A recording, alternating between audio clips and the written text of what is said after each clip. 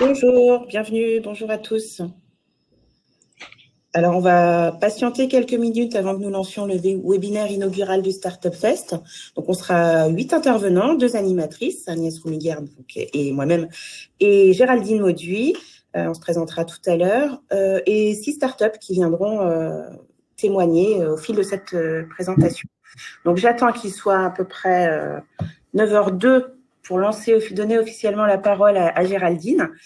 En attendant, écoutez, je vous invite à patienter quelques instants, 1 minute, vous préparez un café, prendre un verre d'eau, vous installer confortablement dans votre fauteuil pour vivre une petite expérience d'1 heure avec nous. Une première édition, donc lors des rencontres du tourisme de Bretagne. Donc, j'ai 9h02 à ma montre. Je laisse la parole à Géraldine Mauduit qui va prendre en main le début de cette présentation. Géraldine. Bonjour, merci Agnès. Merci à toutes et tous. Merci aussi à vous toutes et tous pour votre intérêt et pour votre présence.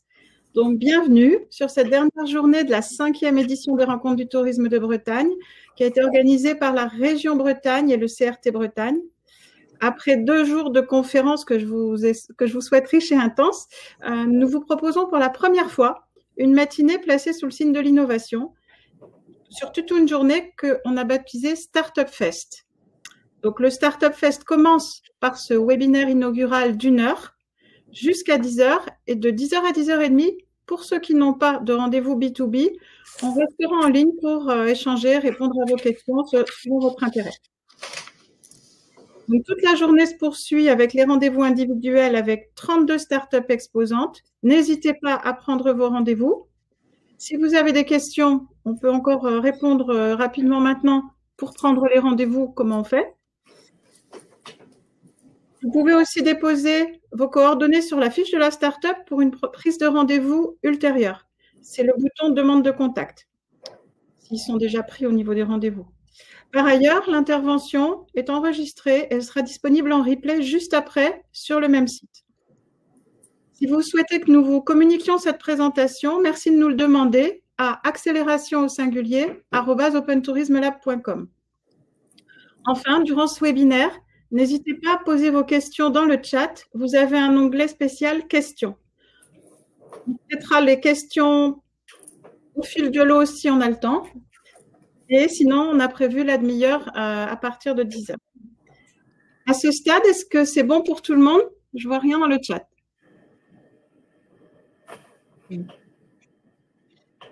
OK. Donc, le titre, c'est l'innovation, levier pour la croissance et le renouveau du secteur touristique. Agnès, je vais te laisser te présenter. Oui, présenter ton d'accord, très bien. Merci. Donc, je me présente. Je m'appelle donc Agnès Roumiguer. Je suis responsable communication à la Technopole Anticipa à Lannion-Guingamp, donc en Bretagne. La Technopole Anticipa accompagne les porteurs de projets, les créateurs d'entreprises ou les entreprises en développement, les entreprises innovantes, donc sur les territoires de Lannion, Guingamp et Paimpol. Nos actions se concentrent plus autour de 5 filières d'excellence que sont le numérique, l'optique photonique, la cosmétique biotech, l'industrie et l'alimentation nutrition. Nous animons ainsi une communauté de porteurs de projets, de start-upers, d'industriels, de chercheurs, d'enseignants et d'institutionnels. Nous sommes aussi porteurs de la capitale French Tech Brest Plus, aux côtés des technopoles de Brest, Morlaix et Quimper, et nous présidons la fédération des 7 technopoles de Bretagne. Donc en somme, nous, notre action, c'est travailler autour de l'innovation. Et nous encourageons notamment l'innovation au croisement des filières, notamment en faisant se rencontrer des mondes qui se connaissent peu ou mal. Et c'est comme ça qu'il y a 7 ans, nous avons initié l'événement breton Tourisme et numérique afin de faire se rencontrer les professionnels du tourisme et les acteurs du numérique pour les aider à déjà mieux se comprendre, se connaître et apporter des innovations ensemble. On est parti du constat que Lannion puisque je suis basée à Lannion, et plus largement la Bretagne, étaient très reconnus par leur écosystème numérique et la présence d'entreprises innovantes, et qu'évidemment, la Bretagne était une des destinations touristiques les plus prisées. Donc, on a voulu associer ces deux mondes-là, ces deux fers de lance bretons, en faisant un seul événement, donc qui était un événement unique sur une journée, qui a lieu en général en novembre et qui compile des conférences d'experts, des sessions de B2B, des sessions d'expression de besoin, un dispositif un salon, un espace démo, etc. Donc, on réunit en général 200 à 250 personnes sur cette journée. Et l'année dernière, évidemment, nous n'avons pas pu la maintenir en présentiel. Donc, nous l'avons organisée en mode digital et nous étions très heureux de voir que ça avait bien pris. Et on a accueilli à peu près 450 visiteurs ou un participant unique. Donc voilà, c'est dans ce titre-là que j'ai été invitée à co-animer avec Géraldine ce webinaire inaugural au premier Startup Fest. Donc je remercie les organisateurs de m'avoir invitée et je passe du coup maintenant la parole à Géraldine pour qu'elle présente sa structure et sa personne. Merci. Donc, Open Tourism Lab, la légitimité pour intervenir aujourd'hui, c'est sur l'innovation. On essaie d'être un levier pour la croissance, pour le renouveau, et on est spécialisé dans le secteur touristique. Je crois que j'ai fini la présentation. J'ai fait plus long. Au niveau des présentateurs, oui, alors est affiché sur l'écran une seule personne, mais c'est la partie émergée de l'iceberg parce que je voudrais remercier en tout premier lieu mon équipe.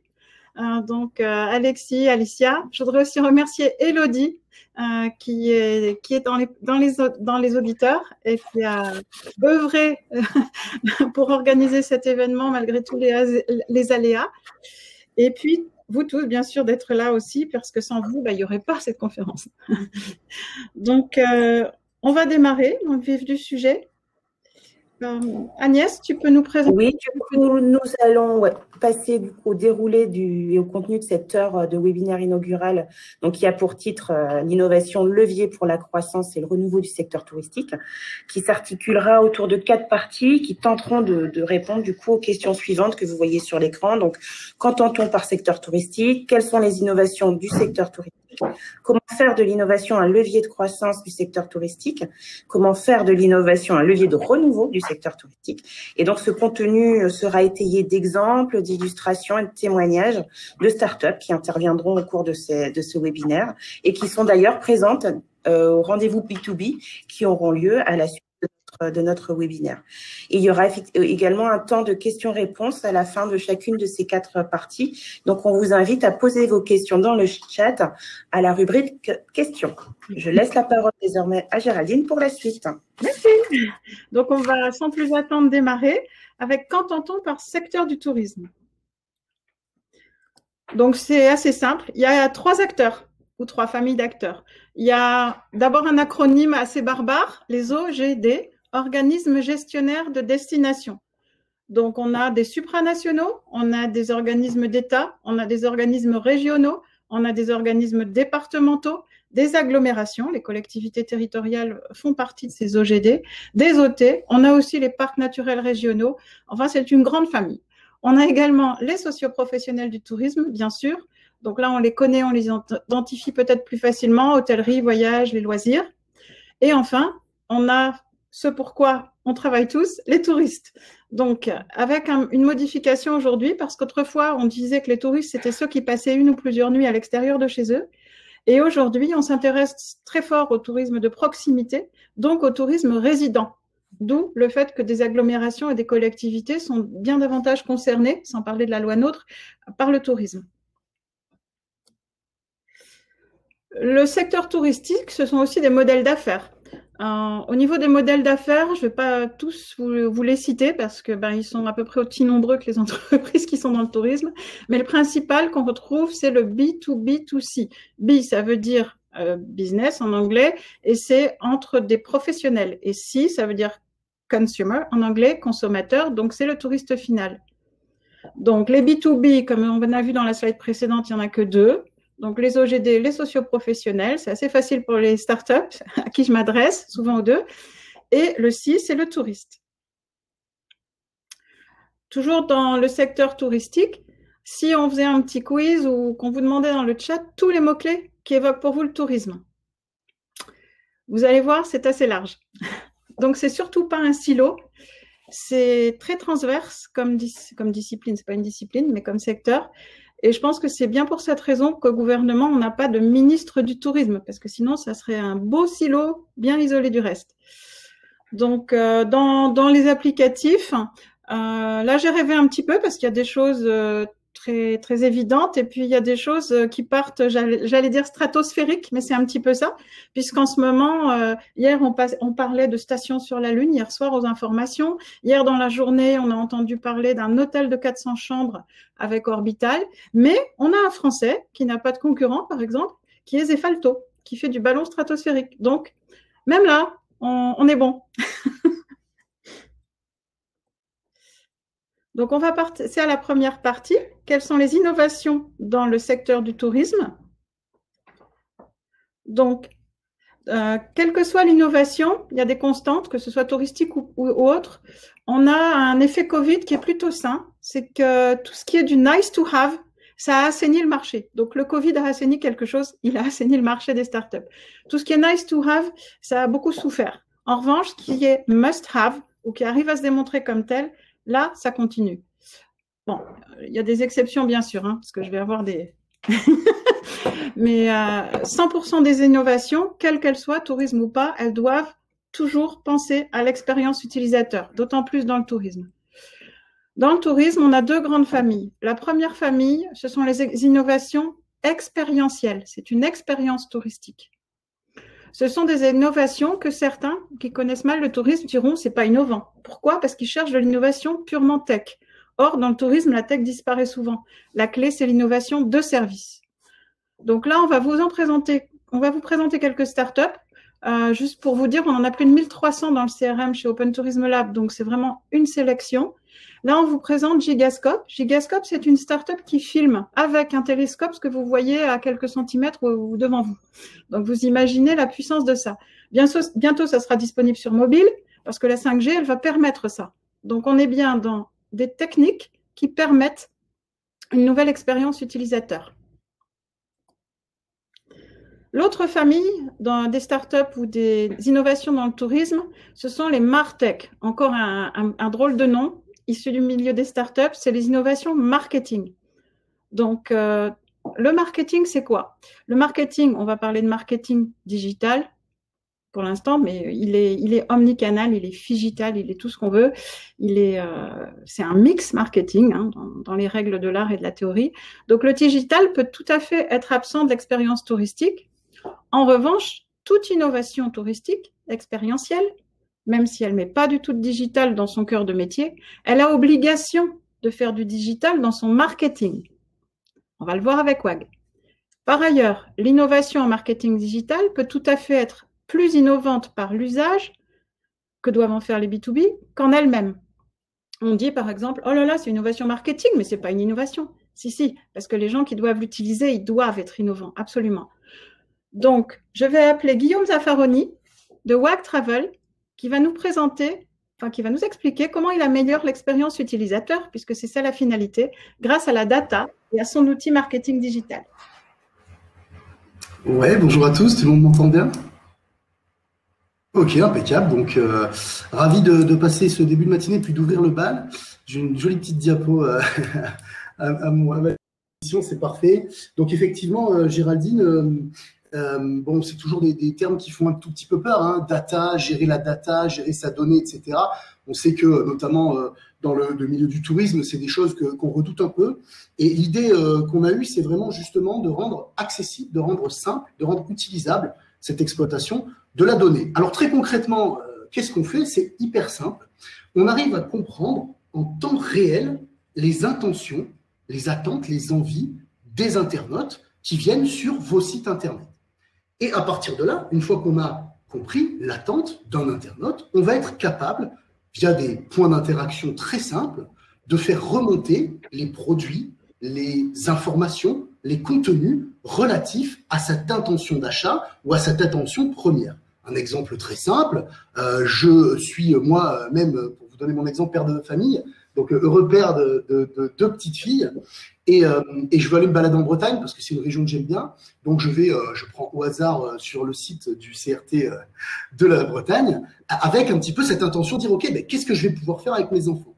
Et bien, nous, notre système, il va faire comme vous dans les offices de tourisme. Il va un petit peu comprendre mon intention, dire OK, il veut voyager avec 2 enfants, avec 2 filles, etc. Il regarde un petit peu certains budgets, etc., etc. Il va établir mon profil et il va me proposer de façon automatique les produits, les choses qu'il y aurait à faire avec mes enfants sur cette jolie région qui est la Bretagne. Donc, c'est très simple. Alors, comme ça peut paraître un petit peu magique. Je vous rassure tout de suite, il n'y a rien de magique. C'est l'étude, on va dire, oui, l'étude des comportements de vos internautes sur votre site. Voilà. Et là, encore une fois, pas de retargeting sauvage. On ne va pas aller placer de la pub sur tous les autres sites que vous allez voir derrière, etc. Non, pas du tout. On ne s'occupe que de vos internautes au moment où ils sont sur votre site Internet. La donnée ne part pas aux États-Unis, elle reste chez vous et elle est naturellement, donc on a un gros travail là-dessus, d'avoir une donnée un petit peu fair trade, où la donnée reste chez notre client. Nous, ce n'est pas une donnée qu'on revend. Voilà. Et vous avez donc un site qui va s'adapter. On va avoir une personnalisation qui va s'effectuer. Un site qui va s'adapter totalement aux envies, aux besoins de vos internautes. Voilà. Donc, pour les petites infos, on bosse déjà avec le CRT Normandie, avec le CRT Occitanie également. On parle avec MyProvence pour les OGD. Et puis ensuite, avec certains privés, même si effectivement, à l'heure actuelle, les agences de voyage sont un petit peu à l'arrêt, je ne vous fais pas un dessin. Mais voilà, on bosse en tout cas pour le tourisme sur ces secteurs-là.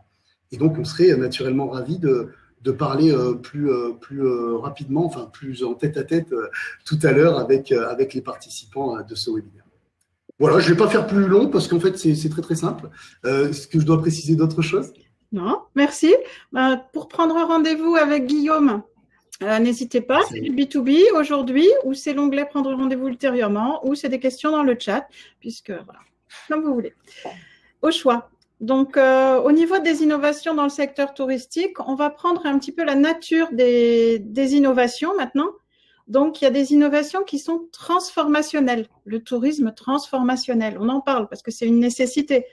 Le respect de l'environnement, tendre vers le zéro impact, par exemple, ou un tourisme plus humain. Ça fait déjà plusieurs années que ces tendances sociétales se font sentir. Donc, il y a aussi eu la phase où l'écologie était punitive.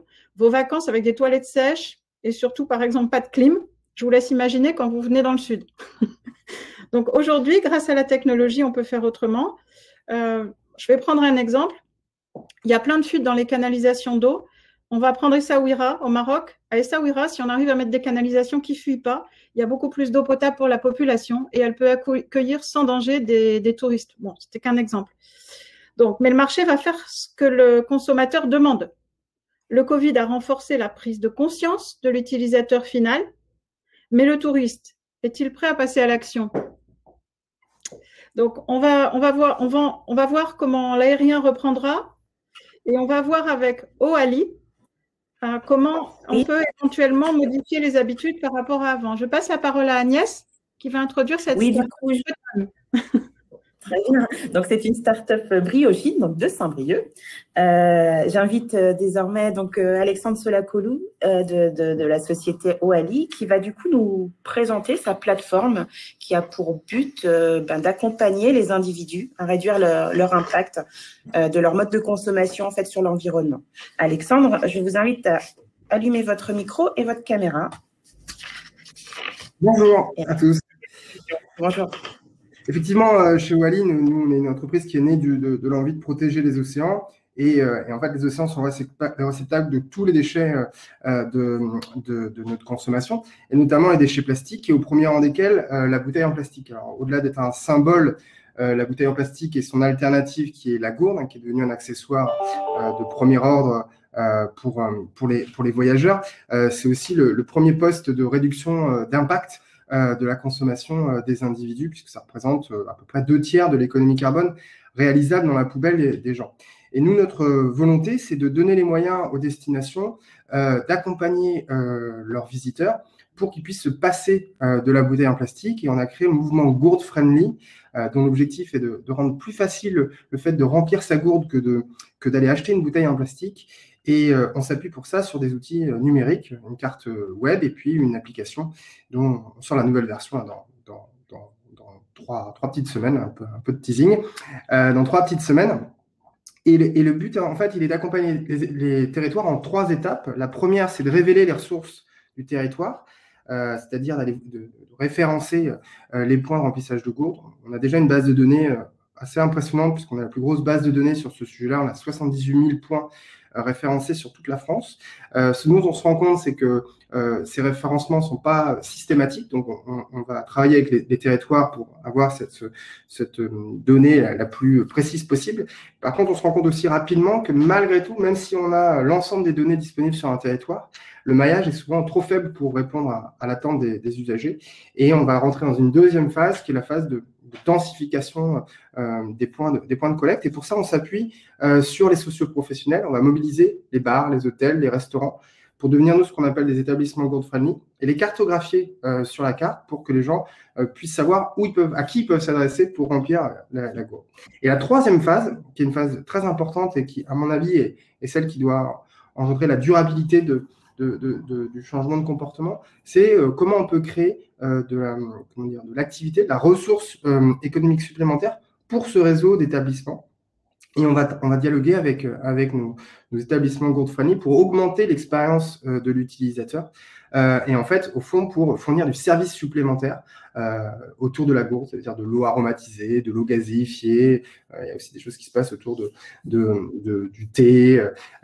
Et donc, ça permet d'avoir une approche très tournée vers en fait, la co-création de cette offre entre les différents acteurs du territoire, dont on a tendance à parler de contrat social de territoire autour du tourisme durable. Et l'enjeu, in fine, il est de réduire d'un côté l'impact des activités touristiques et de l'autre, d'être un véritable levier d'attractivité pour les destinations. Merci. Donc, Merci beaucoup. pour rentrer en contact avec vous, les rendez-vous B2B, tout ce que a pu vous expliquer Géraldine et qu'elle répétera, je pense, tout au long de ce webinaire. Oh non, je pense que tout le monde est arrivé. On va pas. Bon, tout le monde est là. On répétera à la fin. Pour les regarder. Non, redemandez. Si vous ne trouvez pas. Donc, pour compléter, toujours dans le domaine des innovations transformationnelles, si jamais les gens changent leur comportement, mais avec une nouveauté, ce sont des innovations d'opportunité. Elles sont nées avec la crise qui fête ses 1 an, là. Et si les gens changent leur comportement, c'est destiné à devenir pérenne. Donc, pour accélérer la reprise du tourisme, on va avoir la société DTS avec Matteo Bosso qui va se présenter. Je vais laisser la parole à Matteo pour présenter son entreprise. C'est bon. Merci beaucoup Géraldine. Je suis avec mon associé Angela. Donc effectivement, nous, lorsqu'on a développé notre entreprise, donc il y a 1 an, c'était effectivement par rapport à la problématique qu'il y avait au niveau de l'ouverture des lieux. On s'est vite rendu compte qu'il y avait beaucoup de lieux qui ont dû fermer malheureusement, surtout au niveau tourisme, simplement parce qu'il y avait une problématique au niveau de propagation du virus, donc de désinfection. Donc, on s'est basé en fait sur une technologie qui existe depuis plus de 30 ans, mais dans le domaine industriel, qui est les UVC, qui est la désinfection par lumière. Le gros avantage de la désinfection de la lumière, c'est qu'on n'a aucun résidu, c'est extrêmement rapide, c'est efficace. Le point qui était important, c'est de pouvoir l'amener justement dans les domaines touristiques, dans les ERP, dans l'ouverture du public. Et c'est là-dessus qu'on s'est spécialisé. Pour faire simple, les UVC, c'est une technologie, en fait, c'est une lumière qui appartient aux UV, qui va détruire tout ce qui est virus et bactéries, donc l'ADN des virus. C'est utilisé depuis plus de 30 ans dans le domaine industriel. C'est fait pour désinfecter l'eau, dans l'agroalimentaire. Donc, c'est une technologie qui est efficace et qu'on connaît et qui détruit aussi le Covid-19. Là où nous, on va travailler, c'est justement permettre une optimisation et une utilisation des UVC en lieu public pour pouvoir désinfecter rapidement un lieu lorsqu'il n'y a personne pour pouvoir rouvrir rapidement et éviter d'avoir de la main-d'œuvre qui coûte cher pour la désinfection avec des produits chimiques, ou sinon aussi utiliser des UVC en continu pour l'air dans les restaurants, dans les théâtres, pour pouvoir justement rassurer le public d'un côté, pouvoir s'assurer qu'il ne va pas y avoir de propagation du pathogène si jamais il y a beaucoup de gens ou s'il y a plusieurs turnovers de personnes. Et il y a aussi tout le côté micro-application qu'on fait, donc c'est-à-dire c'est tout ce qui est écran tactile, par exemple les bornes McDo, les écrans tactiles interactifs qu'on peut avoir. qui sont nécessaires, ou même par exemple les TPE ou le transfert d'argent, le transfert de monnaie. C'est toute une partie qu'on va pouvoir désinfecter. Donc c'est surtout rassurer le public, rassurer les personnes qui vont venir et s'assurer qu'il ne va pas y avoir de pathogène qui va se diffuser en continu dans la journée, juste vraiment limiter à un moment et un donné avec une désinfection continue. Donc ça va vraiment permettre de rouvrir les lieux et surtout si jamais il y a une autre pandémie où celle-là continue, on va pouvoir arrêter de fermer les lieux et continuer à ouvrir et relancer l'économie. C'est vraiment le travail qu'on fait, c'est qu'on est spécialisé dans tout ce qui est tout ce qui va être sur mesure, justement, pour adapter la solution des UVC au lieu et aux problématiques de chaque personne, de chaque entreprise. Voilà.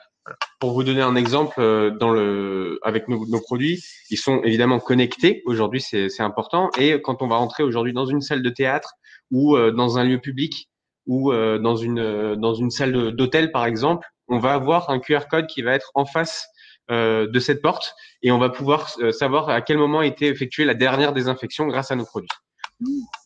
Voilà.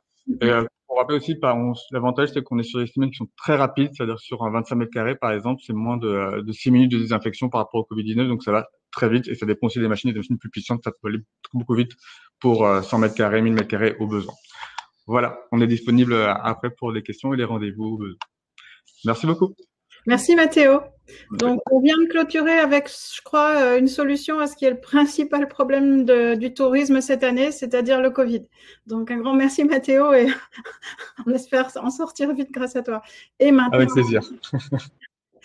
Donc là, on a terminé la partie qui concerne la nature des innovations, quel type d'innovation on trouve. Et maintenant, on va voir comment on peut faire de ces innovations des leviers de croissance.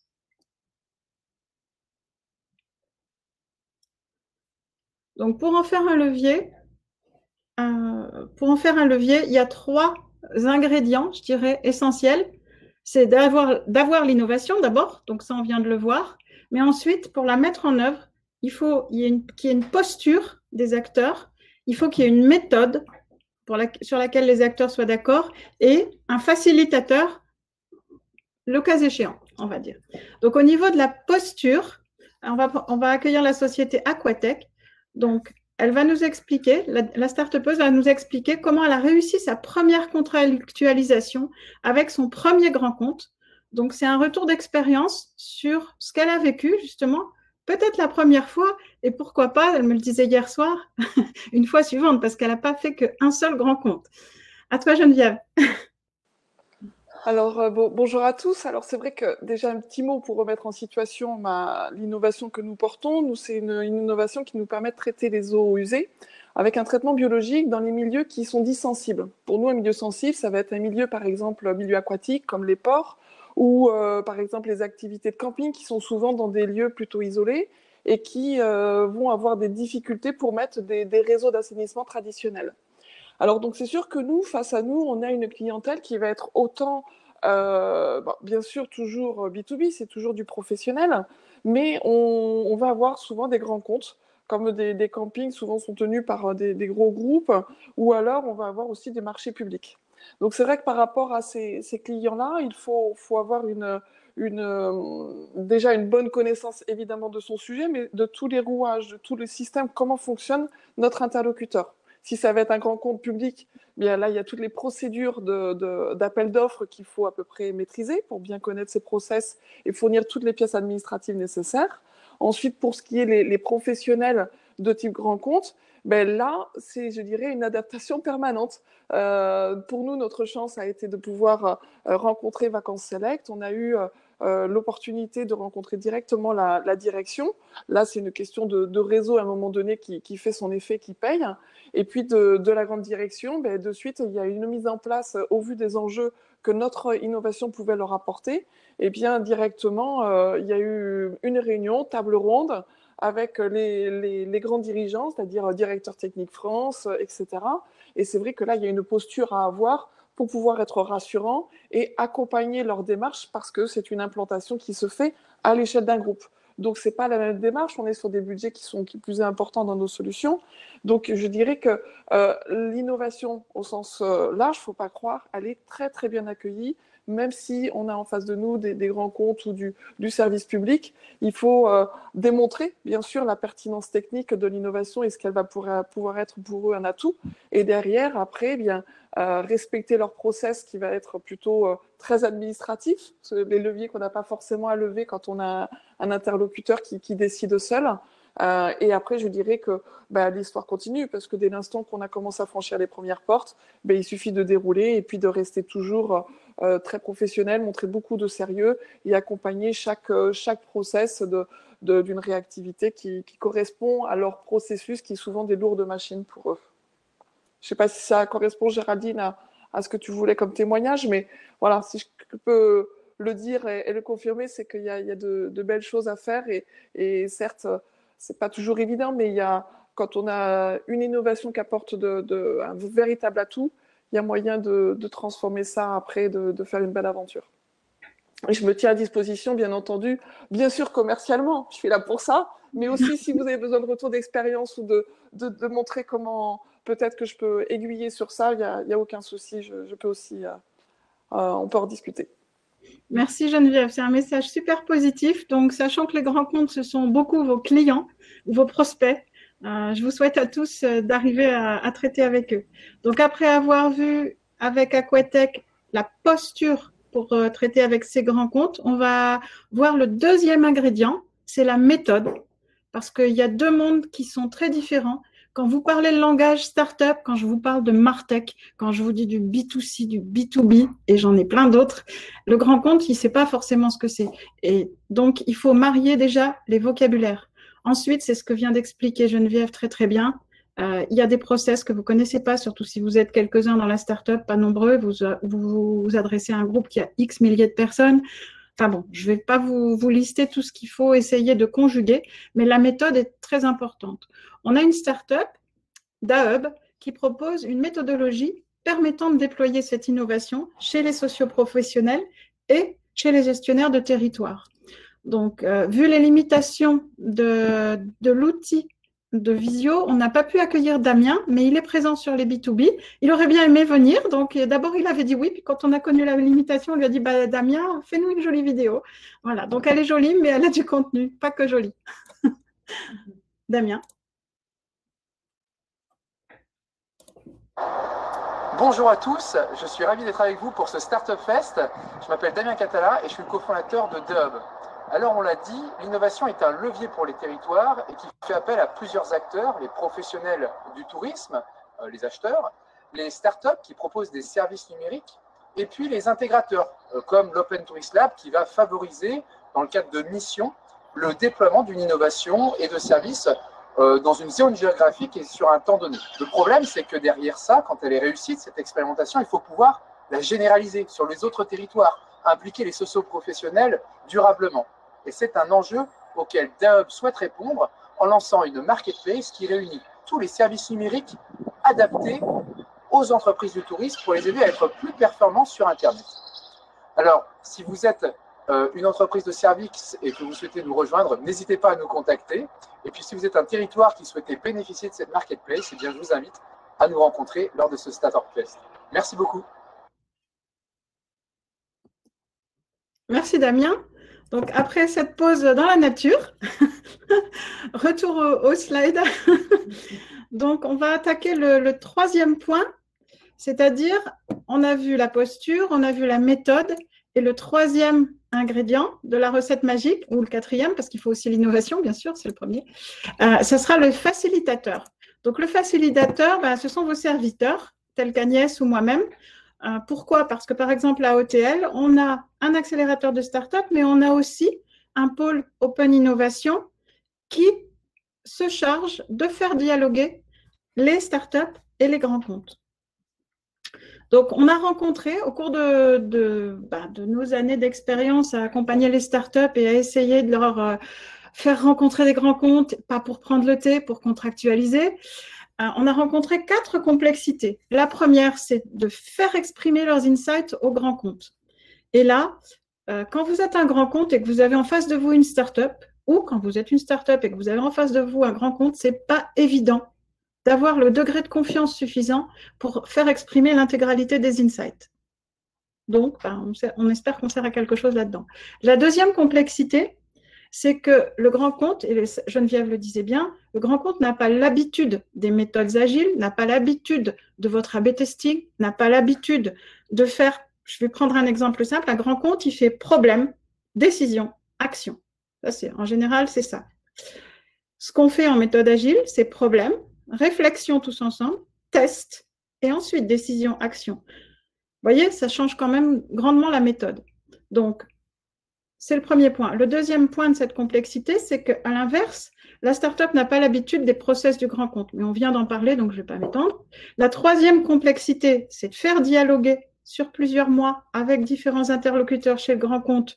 Les grands comptes. Alors, le grand compte, c'est à la fois privé, mixte, privé-public, parce que c'est la majorité aujourd'hui, et tous les gestionnaires de destination qu'on peut appeler des institutionnels. Ce sont, la plupart du temps, les clients des startups. Enfin, toujours d'ailleurs. Ils sont plus ou moins grands, mais toujours. On a donc cette troisième complexité de, dans la durée, les faire dialoguer jusqu'à aboutir, non pas à un POC, c'est une horreur, les POC, c'est un truc gratuit qui est un one-shot et poum, terminé. Donc la startup, elle a mangé toute sa trésorerie ou sa dernière levée de fonds à faire un POC qui n'est pas rémunéré. C'est un vrai contrat qui va amener à un déploiement ensuite pour une vraie industrialisation. Et Geneviève, par exemple, est dans ce process. Quatrième complexité rencontrée, c'est de respecter la propriété intellectuelle de la start-up. Des fois, il y a des tentations. Et de côté start-up, c'est de vérifier que vous êtes bien en délivrabilité, que vous êtes bien opérationnel, que vous respectez les délais, que vous respectez une qualité. Oh, il y a un bug, mais on va l'arranger. Non, non. Voilà. Donc, il y a quand même des choses que nous, on peut aider à planir, à faciliter, à fluidifier. Donc, les dispositifs comme le nôtre, ça fait partie de l'équation de la réussite d'une innovation qui se met en place durablement avec un client. Donc, au niveau de tous les acteurs, bon, dans le monde, il y a toujours eu des gens qui attendaient que les autres trouvent les solutions ou qui attendaient tout simplement, et il y a les gens qui essaient à leur petit niveau de prendre en main la solution ou de trouver une solution. Là, on est dans une crise, donc essayons de ne pas être ceux qui attendent que ça vienne d'ailleurs. Essayons de choisir des orientations qui sont d'avenir et justement, essayons d'apprendre à travailler ensemble. Pour ça, soyons bien en posture d'écoute sur ce qui va arriver dans l'avenir. Et là encore, comme on passe notre temps à sélectionner des startups, Agnès, moi et tous les autres dispositifs qui maillent le territoire français, on a ce savoir-faire. Donc, que vous soyez grand compte, que vous soyez institutionnel, que vous soyez PME, que vous soyez socio-professionnel, n'hésitez pas à venir demander. Vous connaissez une start-up qui fait ça? Vous en connaissez une bien, forcément. Voilà, et on va vous orienter. Et on va aussi recueillir vos besoins, soyez prêts.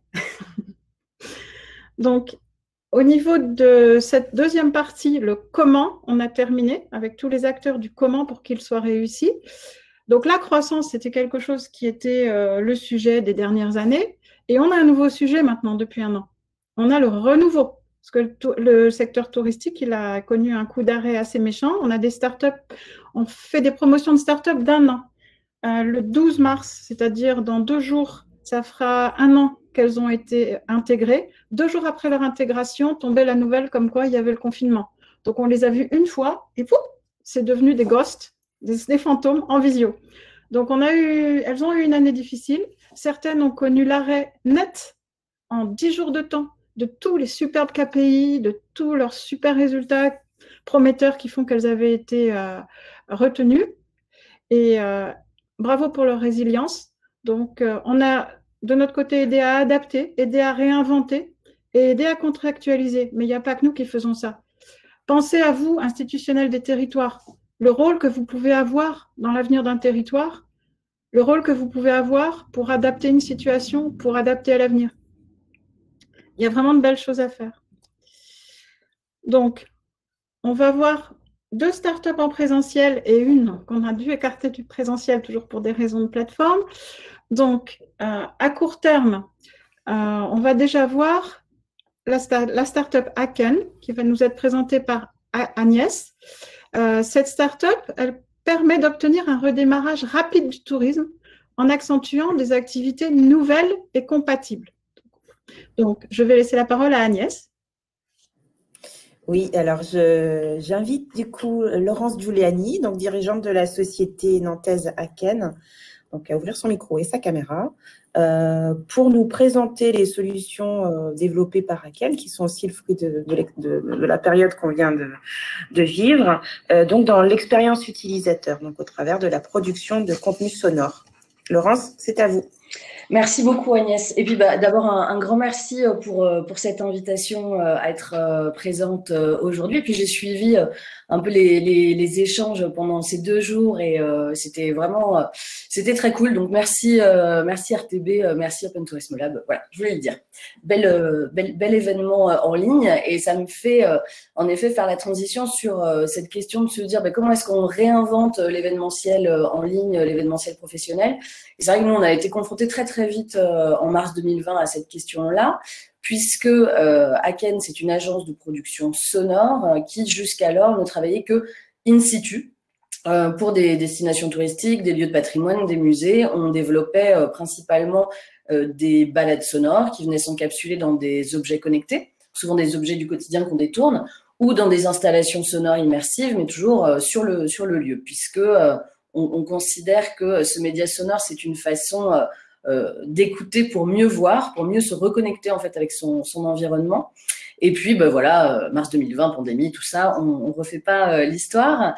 Et en fait, on avait commencé à explorer la question du podcast déjà avant cette problématique. Et en fait, très vite, avec un certain nombre de partenaires, on s'est dit qu'il fallait vraiment qu'on investisse ce champ-là de l'expérience sonore sur le web, qui n'est pas du tout la même que celle qu'on va proposer in situ, parce que on a déjà une vraie problématique en matière d'économie de l'attention. Et à un moment, c'est se dire comment est-ce que les destinations, les lieux de patrimoine, les musées peuvent venir exister dans un espace qui n'était pas le leur en fait jusqu'alors, hein, puisque il y avait une présence marketing sur les réseaux sociaux, typiquement Instagram, puisqu'on est dans les destis sur plutôt un peu le culte de l'image, ce qui se comprend fort bien. Mais là, la gageure, c'était de dire comment est-ce qu'on peut proposer une expérience sonore immersive via le web.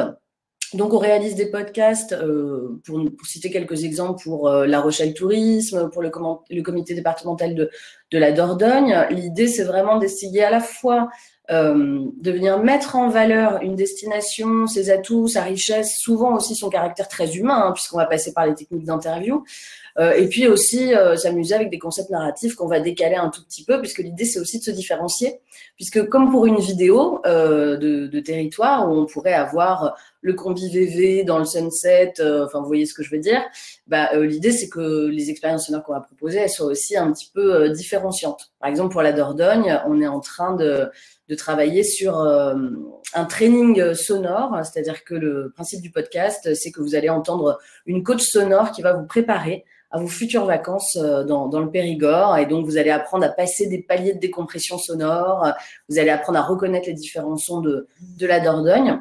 Voilà, donc on s'amuse autour de tout ça.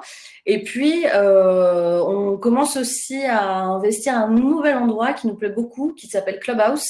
C'est un réseau social vocal, vous en avez sûrement entendu parler. Et là, on se rend compte que y a un vrai enjeu aussi. Alors, non pas en matière de qualité de création de contenu, puisqu'on est encore sur quelque chose qui est complètement radio libre. La qualité sonore, c'est pas le propos. Par contre, ce qui est très intéressant, c'est la spontanéité des échanges, et puis l'horizontalité des échanges. C'est-à-dire qu'en fait, la gouvernance de Clubhouse, elle est très horizontale, et elle permet d'avoir un conversationnel, en fait, je pense, entre les marques qui sont déjà en train d'investir le lieu et vos futurs visiteurs, en fait, qui est vraiment intéressante. Donc voilà, on se dit comment est-ce qu'on peut venir comme ça coloniser les espaces qui s'ouvrent à nous depuis mars 2020. Merci. Ok. Donc, on va passer à une autre start-up avec un autre exemple de renouveau du tourisme grâce aux innovations. Donc, on n'est plus sur des activités nouvelles comme Aken, on est sur de l'activité existante, par exemple de la rando. Je ne sais pas si vous essayez d'aller marcher, parce que c'est à peu près tout ce qui nous reste à faire en ce moment le week-end, mais si vous essayez d'aller marcher, je vous souhaite bon courage avec les applis rando. En plus, en tant que consommateur, on n'est pas tout à fait encore prêt à payer pour une appli rando. Et comme on a le choix, en plus, on ne sait pas laquelle choisir. Qu'est-ce qui va se passer cet été? Si on reste dans les mêmes conditions, les 3 vagues chemins rando qu'on arrive à identifier autour de chez nous, alors je parle peut-être pas pour la Bretagne, qui en a peut-être plus que nous, mais l'arrière-pays, la photo du début, là, c'était dans les gorges du Gardon il y a 10 jours, donc, et c'était déjà over-tourisme, c'était déjà blindé. Donc, ce qui va se passer cet été, c'est que les chemins qui sont déjà identifiés, fléchés, indiqués, il va y avoir un monde fou dessus, et les autres, ben, on ne les trouvera pas. Donc là, je vous parle de la société Wimper. C'est une application justement qui aide à trouver des chemins de rando. On peut même les concevoir, on peut les partager. Il y a toute une partie communautaire. Et je pense que ça, c'est vraiment quelque chose que les collectivités pourraient prendre en charge. C'est-à-dire qu'il y a beaucoup d'activités qui se sont arrêtées ou les budgets n'existent plus pour les collectivités. Peut-être reprendre ce que Wimper propose au B2C, c'est-à-dire aux marcheurs comme vous et moi, reprendre à leur charge dans une collectivité, d'autant plus que les applications sont géolocalisées. Donc la collectivité ne paye vraiment que pour ce qui concerne son territoire, que la personne vienne d'ailleurs ou soit résidente. Voilà un exemple. Ensuite, le troisième, je ne vais pas reciter d'exemple puisqu'on a vu DTS tout à l'heure, les UVC pour assainir les pièces au niveau Covid, mais rendre à nouveau possible au plus vite, grâce à des outils tech, les activités interdites. Donc, on va prendre un outil de gestion des réservations qui a été proposé à la SNCF, mais c'est possible dans l'aérien aussi pour que l'aérien reprenne. Mais ça, rendre à nouveau possible au plus vite les activités interdites, il y a 20 000 façons de le faire. Alors, je ne vais pas spoiler ExtraArt, mais réouvrir les musées avec un outil de gestion du flux entrant avec des réservations par avance, par exemple, il n'y a aucune raison que les musées restent fermés. Bon, mais ça ne fait pas les affaires d'ExtraArt. Il va vous expliquer ça. Donc, ExtraArt permet à tout ce qui est musée et exposition qui étaient planifiés, ou de leur permettre de les planifier à l'avenir, de conserver déjà un minimum de chiffre d'affaires sur une activité qui a été interdite. Donc, j'appelle Arnaud d'ExtraArt qui va nous présenter son entreprise et la façon dont le Covid a accéléré les visites virtuelles en les rendant la seule solution pour les musées et les expositions. Arnaud ? Bonjour à tous, merci Géraldine pour cette introduction. Effectivement, cette crise sanitaire elle a fait beaucoup de mal aux lieux de patrimoine, avec un constat dès le début, c'est que l'offre numérique des musées n'était extrêmement limitée, n'était pas suffisante, alors qu'il y a un intérêt manifeste des Français, un intérêt manifeste à l'international, et qu'il y a un potentiel énorme. Les publics empêchés, les publics éloignés, soit géographiquement, soit culturellement, les lieux fermés au public, comme les réserves ou les ateliers de restauration.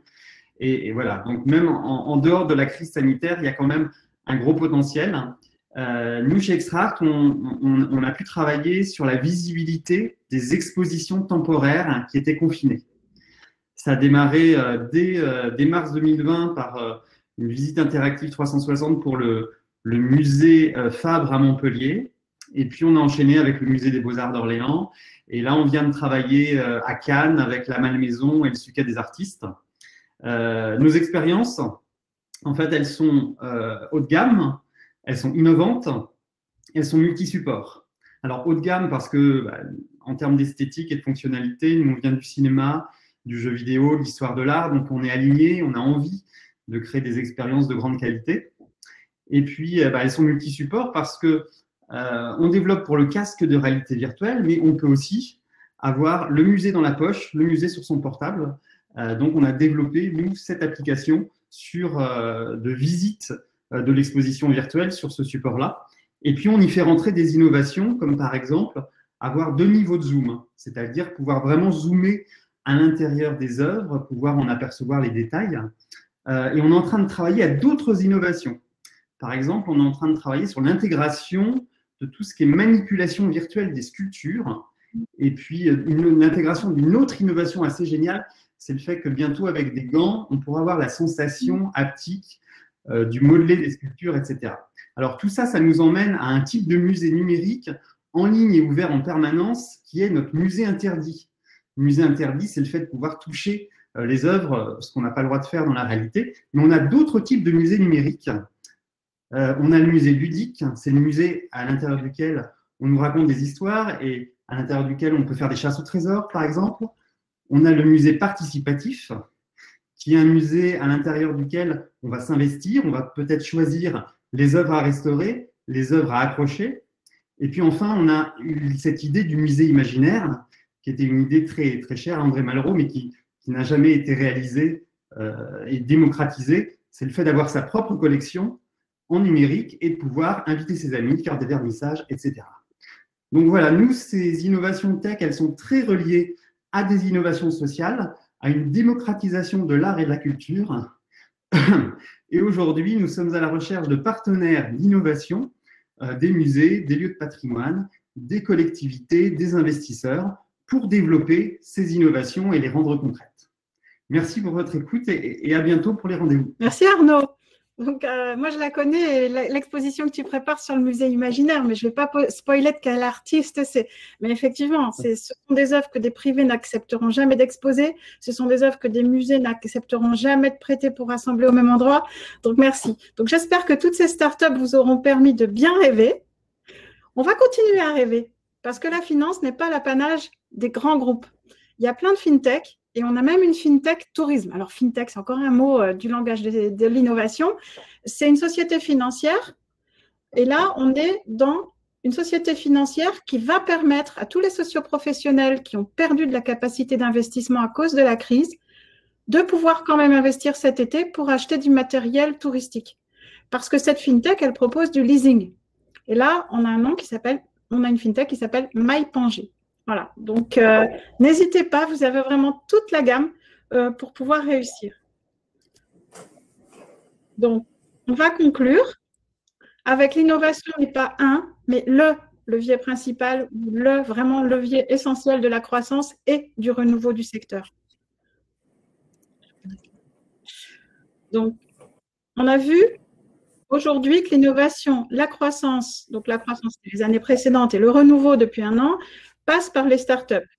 Et pour faire de ces startups des vecteurs positifs à court terme sur leur trésorerie et à long terme sur le tourisme transformationnel, il faut de l'ouverture pour voir qu'est-ce qu'elles font, qu'est-ce que c'est, parce que par définition, une innovation, ce n'est pas connu. Il faut de la curiosité.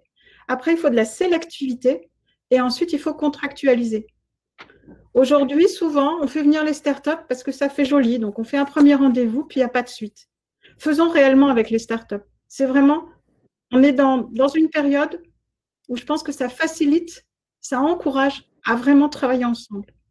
Ce travail ensemble, en plus, c'est durable. C'est-à-dire qu'une fois qu'on a appris à travailler ensemble, on saura le faire pour l'avenir. Donc, c'est moderniser tout l'accueil en France, tout le tourisme en France et tous les acteurs du tourisme. Là, c'est une petite récap sur les startups qu'on a vues. Il y en a une que je n'ai pas citée, Wild Immersion. Mais elle fait rêver comme celle d'Arnaud Extra Art parce que c'est sur les animaux et c'est pareil, voyager sans se déplacer, impact carbone 0. C'est assez magique parce que vous dormez sous les pattes d'une girafe ou vous êtes avec un koala dans un arbre. Mais je vous laisserai découvrir, aller sur leur site. Pour contacter les intervenants, je vous propose encore un autre support. Donc, au-delà des rendez-vous B2B, je radote, au-delà des rendez-vous B2B que vous pouvez prendre aujourd'hui ou pour les jours à venir, on peut aussi vous envoyer la présentation. Ici, derrière, on a mis des liens vers tous les sites des intervenants et on a fait des fiches pour toutes les startups qui sont intervenues ou qui ont été citées. Donc, vous voyez, avec la promesse de valeur, avec les coordonnées. Mais je vais laisser Agnès conclure. On va revenir sur la slide. Voilà. Je vais laisser Agnès. Juste pour conclure, alors, merci déjà Géraldine pour l'exhaustivité de cette présentation. En fait, dire qu'effectivement, pour revenir au sujet de l'innovation, et l'innovation, on le sait, l'innovation touristique n'y échappe pas. L'innovation naît généralement d'une rencontre, de la rencontre des mondes très différents qui doivent apprendre à dialoguer ensemble, notamment dans le secteur du touristique, les startups, les institutionnels, les grands comptes, les touristes. Donc, c'est ce qu'on a pu voir tout à l'heure lors de ce webinaire. Donc, chacun parle un langage différent, a des rythmes différents, répond à des process, à des exigences différentes. Alors, en France, on a la chance d'avoir un ensemble d'acteurs et de dispositifs, donc l'Open Tourist Lab, les technopoles, pour soutenir justement l'innovation, donc au travers des régions, des CRT, des French Tech, des technopoles, des accélérateurs, des pôles de compétitivité qui sont donc là pour aider à faire se rencontrer, pour faciliter les rencontres, pour encourager les innovations. Et ça va d'aider à définir et incuber des idées, à trouver des solutions de financement, à trouver des lieux d'expérimentation. Donc, c'est en ce sens que vous soyez un institutionnel ou une start-up, ou une idée, juste une idée, faut pas hésiter à se rapprocher de tous ces acteurs. Alors, ce sera peut-être pas forcément le bon que vous trouverez au départ, mais en tous les cas, tous ces gens-là travaillent en réseau et savent du coup vous orienter au mieux et faire l'interface donc si nécessaire. Donc voilà, juste dire que ce type de rencontre avait aussi pour objectif de faire rencontrer aussi ces mondes-là. Et qu'on espère, Géraldine et moi, que ça vous a apporté des éclairages suffisants et pour répondre à vos attentes. Et donc, pour rappeler, la présentation, on vous l'enverra. Vous aurez donc la possibilité d'entrer en relation les uns avec les autres. Un replay sera disponible à l'issue de cette session en ligne, donc pour revoir éventuellement ce webinaire.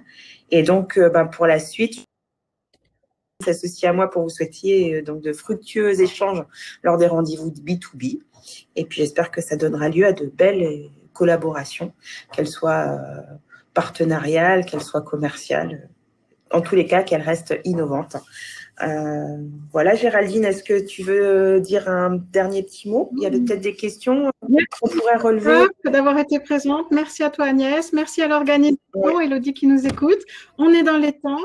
Voilà. On est parfaitement. On a totalement de questions dans le chat. Donc, on a le temps, puisque là, tous ceux qui n'ont pas de rendez-vous B2B, on peut rester en présentiel. On peut rester en visio pendant encore une demi-heure. Donc, n'hésitez pas. Là, on va clôturer la conférence, mais on peut rester avec vous. Donc, déconnectez-vous si vous ne le souhaitez pas. Et ceux qui restent connectés, on reprend le dialogue après. Merci beaucoup à tous. Une très belle journée. Merci à tous. B2B. Au revoir. Au revoir.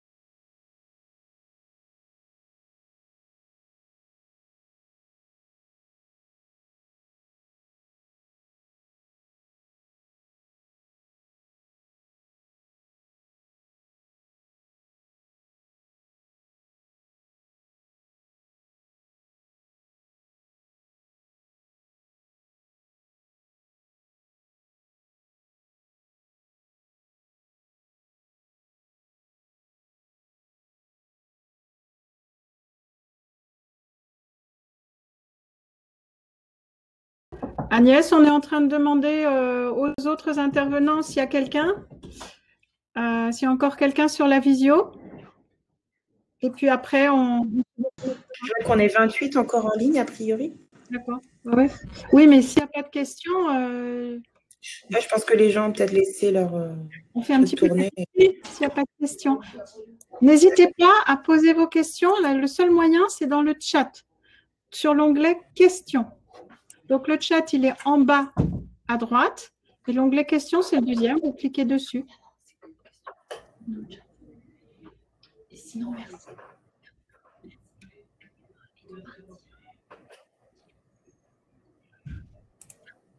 Bon, s'il n'y a plus de questions, éteindre vos caméras et de vous déconnecter de façon à ce que nous, on sache qu'on puisse se déconnecter aussi. Ce serait gentil. Merci. Voilà. Cliquez sur quitter le live, s'il vous plaît. Merci. Merci.